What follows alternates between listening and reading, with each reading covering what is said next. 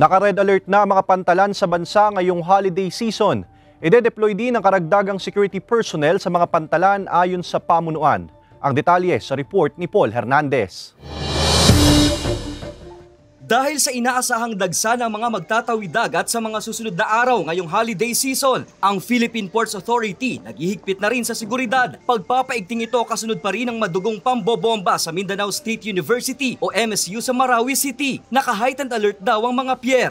Generally speaking, all ports ng PPA, whether it's in Luzon, Visayas, and Mindanao, were on red alert, including non-operational areas. Nakatakda ring paramihin ang bilang ng security personnel sa mga pantalan. Kaya wag na raw magtataka ang mga maglalabas-masok na pasahero sa pier sa mga nakakalat na uniform personnel sa lugar. In fact, mas marami yung presence ng K9, at least double the presence ng K9 natin in coordination with the Philippine Coast Guard. Mas malaki yung presence ng roving security personnel natin doon sa mga facilities. Ayon naman sa Philippine Coast Guard, may mga floating assets ang umiikot sa mga coastal area. Katuwang nila rito ang Philippine National Police at Armed Forces of the Philippines. Nauna na rin sinabi ng PNP Calabarzon na hinigpitan pa nila ang checkpoint at intelligence monitoring sa rehiyon. Hindi man naidetalye ang bilang pero mas marami ang unipormadong opisyal ang nakadeploy kumpara sa regular operations.